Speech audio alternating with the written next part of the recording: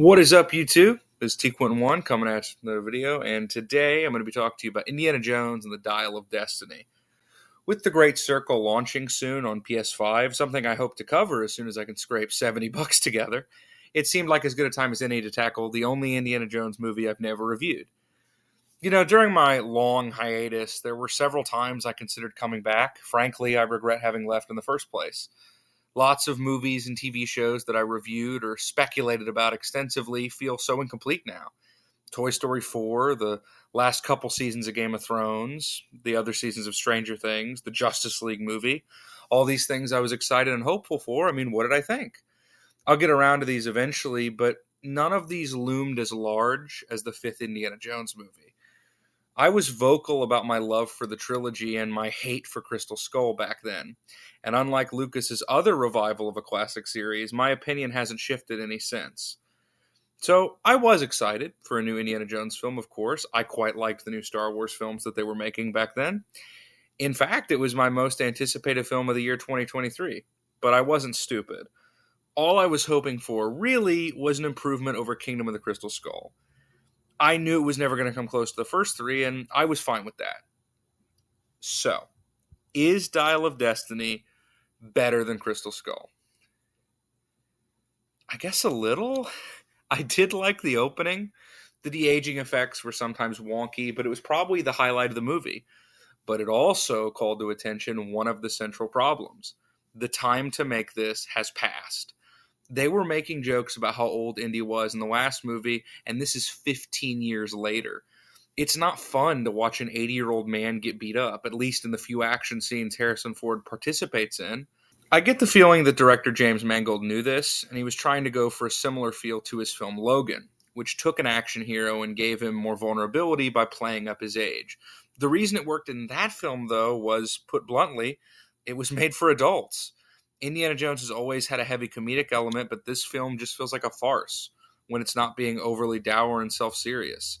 It just doesn't feel emotional to watch this character struggle through his twilight years. Rather, it's just kind of dull, which is one of the most heartbreaking things about this movie. It's boring. The length is impossible to defend here. The only thing I can think of is maybe they wanted this to be the largest scale indie film since it's a send-off. But when nothing actually exciting is happening, there's like a dozen fake-looking chases in the middle of this movie, but not much else. The movie just feels torturous. James Mangold has a lot of weak points. The movie just looks rough and digital. But I will say, I do think he's an actor's director, and there are good performances from several people. Most of all, Harrison Ford. He's got a reputation for phoning it in, especially in the modern era. But Indy has always been close to his heart, and you can tell he's trying here. Unfortunately, there's not much to his character in this film. His arc is a bit messy and confused, but Ford does give it his all, and I got to give him credit for that. It was also nice to see Sallah again, and even though I think he's wasted in such a small role, Antonio Banderas brings a great energy as the Frogman Ronaldo. The best of the bunch is Mads Mikkelsen, who was just born to play an Indiana Jones villain. There's not much to his character either, but Mikkelsen's charisma more than makes up for that. Speaking of the antagonists, I do like that the Nazis are the bad guys again. It's like Batman and the Joker, Optimus and Megatron. It just feels right that Indy's final battle would be against them. But there is one actor who I can't say many complimentary things about. Maybe Phoebe Waller-Bridge and Lucasfilm are just two things that are fine on their own, but really don't mix. I thought she was pretty grating in Solo, but here, Helena Shaw is insufferable. And let me be clear, I'm not one of these fucking dumbasses. I have no problem with the heavy lifting in regard to the action scenes being taken on by a lady side character, especially considering Ford's age. But her character is just unlikable. Like, even at the end of her arc, she's just selfish and annoying.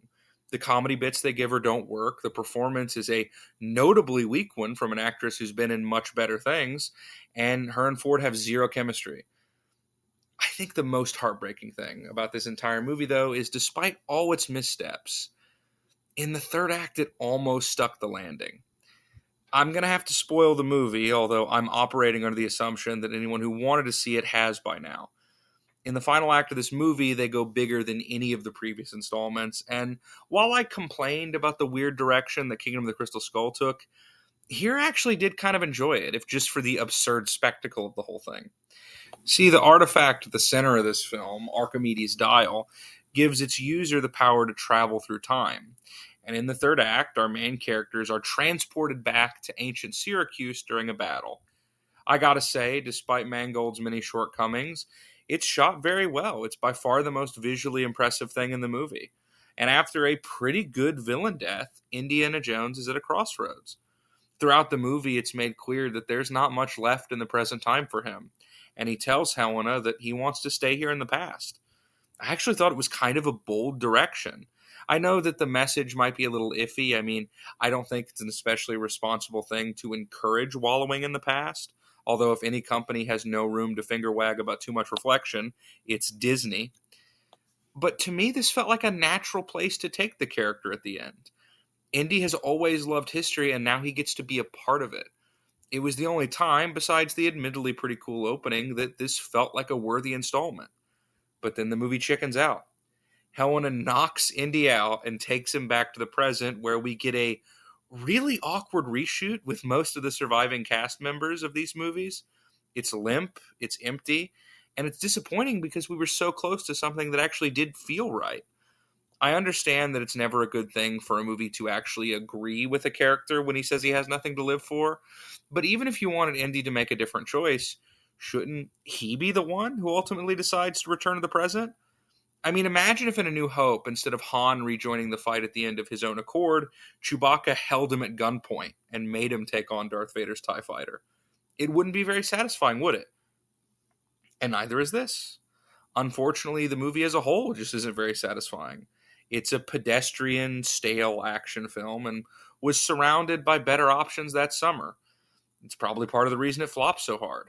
As disappointing as this was, it didn't sting as hard as Crystal Skull for me. I think because the legacy of Indiana Jones had already been tarnished. They already blew it once. What's two bad movies? I think in some small way, Dial of Destiny is a bit more satisfying than Crystal Skull.